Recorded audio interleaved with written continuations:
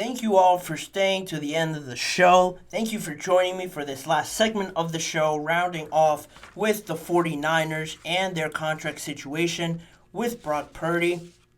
It seems like they're very open and very adamant about getting a deal done.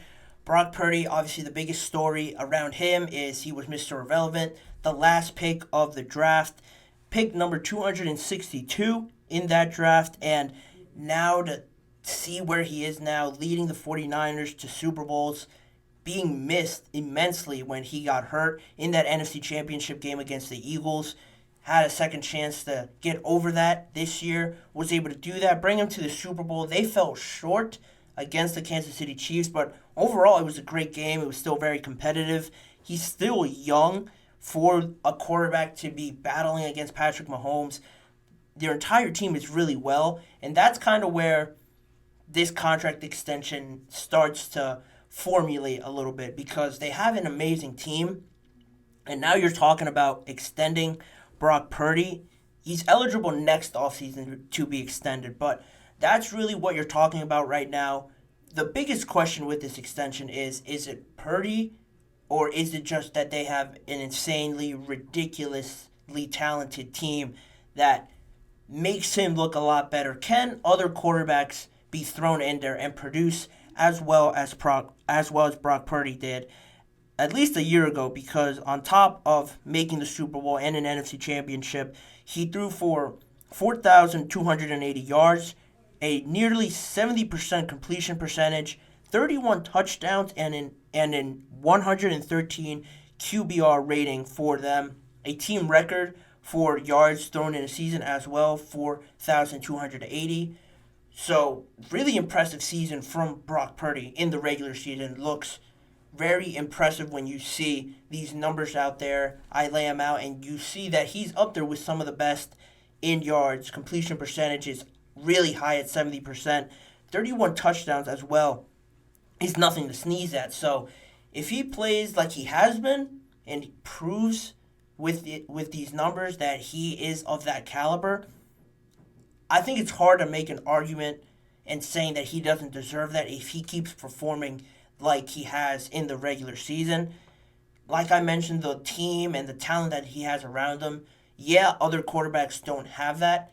It's evident more with a Patrick Mahomes or a Josh Allen, because it just seems like they, thinking on this side of the argument, it just seems like they more often than not win you games, and they throw the team on their back and perform abnormal throws, abnormal plays that wins their team's games, and the defenses and everyone can just, shrug and just think, what can I do? This quarterback is just different from anything we've seen.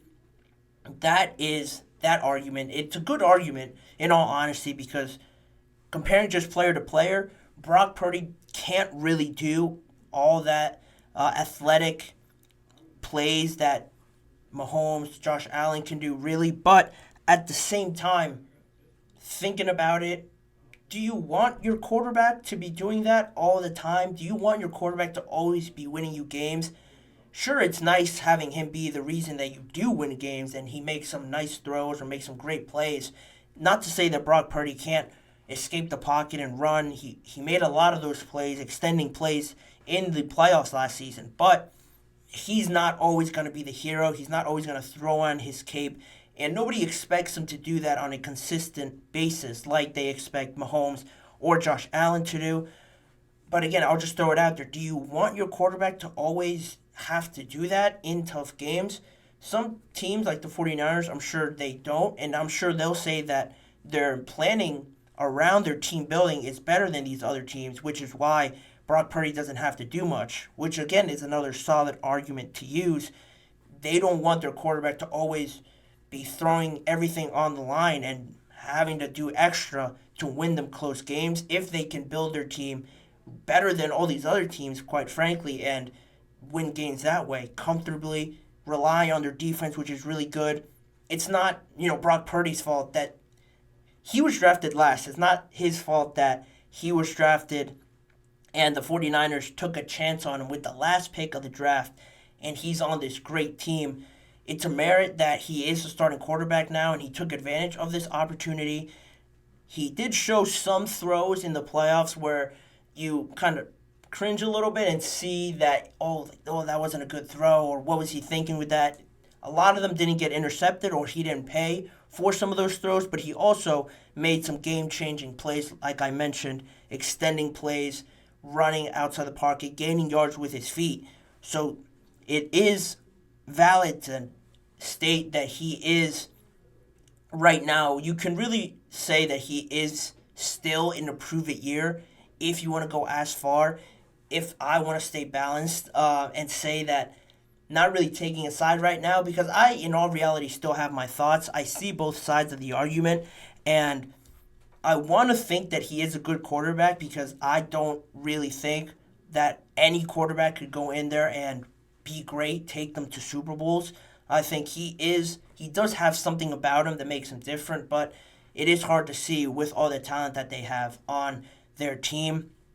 But on his extension and this question surrounding him, the 49ers CEO, Jed York, spoke on this and his extension and what he thinks of it. He said that it's a good problem when your quarterback is one of the highest paid guys on your team and in the league.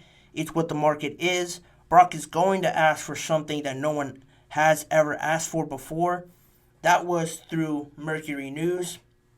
He seems to be pretty open about it, just accepting that it is the market, it is the kind of situation that quarterbacks find themselves in. And if you want a good quarterback, you can't have good quarterbacks for free. You're going to have to pay up for what they do for your team.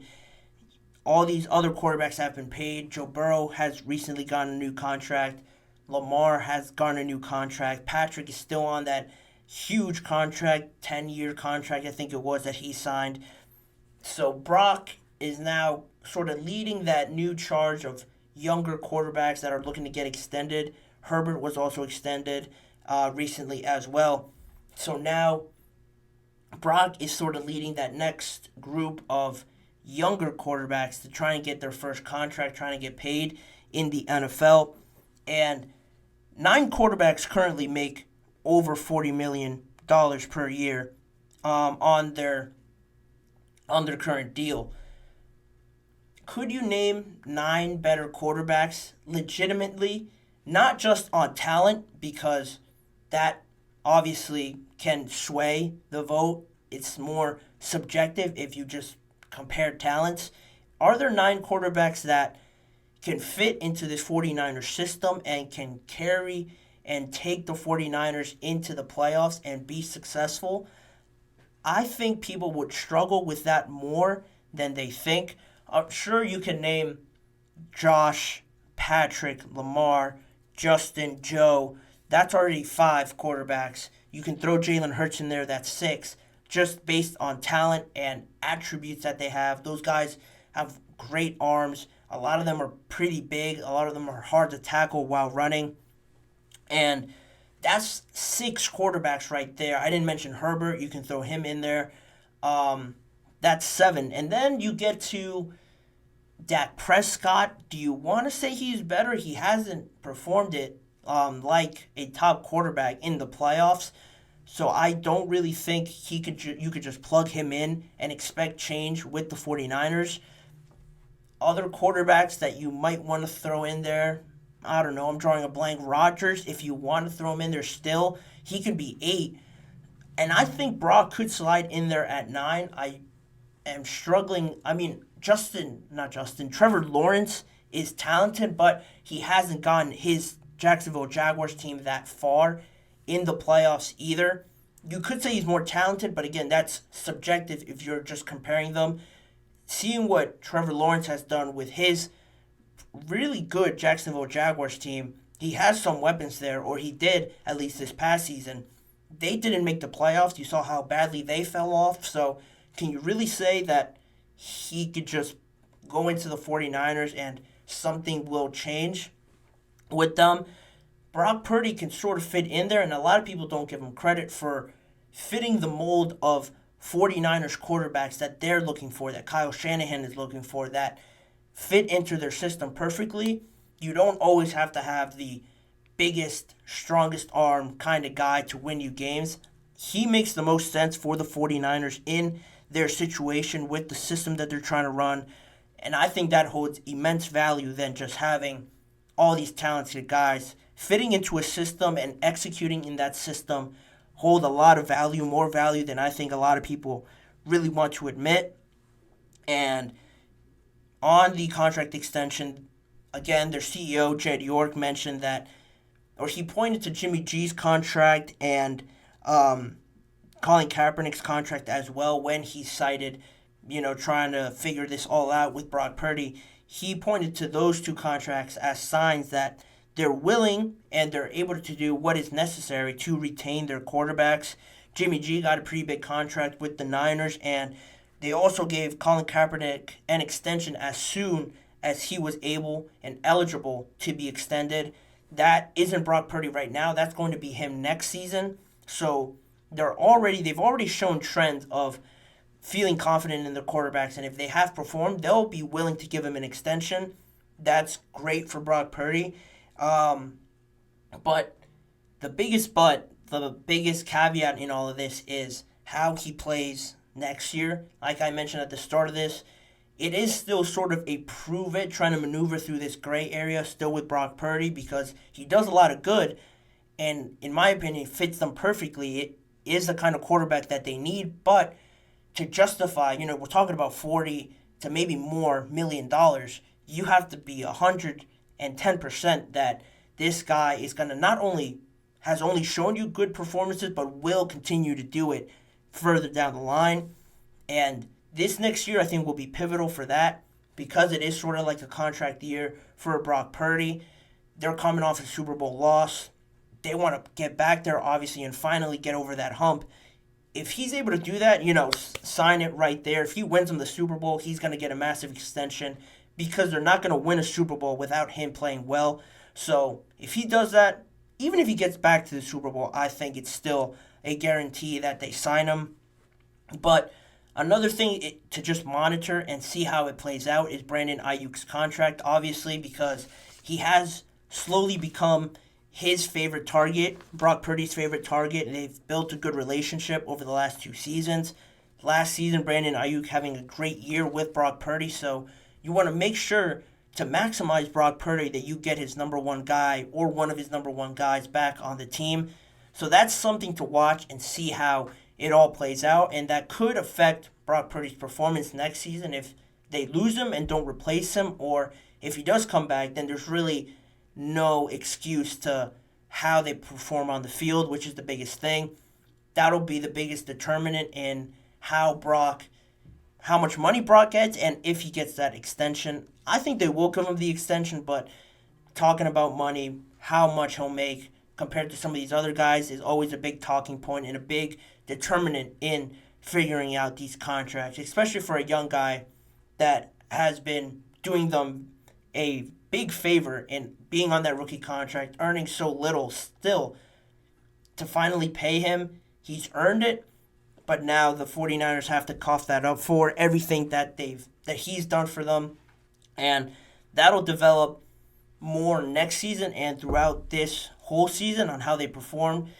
I expect the deal to get done, and if I were to throw a number out there just to wrap this up, I would probably think he falls somewhere between 43 to maybe 46 million per year. 40 is really the cutoff at top 10, so I think he'll make more than that. I think the 49ers will pay more than that for their rookie, Mr. Irrelevant quarterback that they drafted a few years back. But that's all the time I will have for that segment and for the show. Always a big thank you for you guys for tuning in, and remember to please like, follow, and subscribe to the GSMC Chip Shot Football Podcast, presented by the GSMC Sports Network. Make sure to follow also the network on Facebook, Instagram, X, and TikTok for more of the network's content outside of sports as well. If you want to see more of me and this show's content, check out the GSMC Sports Network channel and the Podcast Network channel over on YouTube for all the past live shows that are fully recorded on there if you want to go and check those out.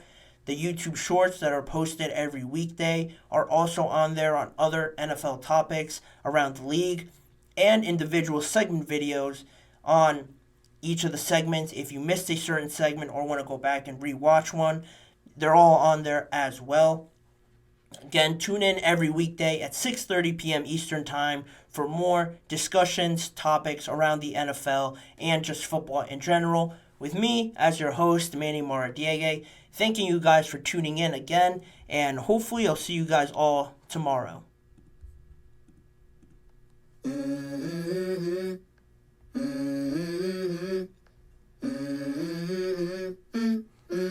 Let's go. I wake up to a little bit of drool on my pillow, feel like it's gonna be a bad day. Yeah, I'm tired of shit, and the coffee ain't hit yet, damn, ain't that great. I don't wanna go to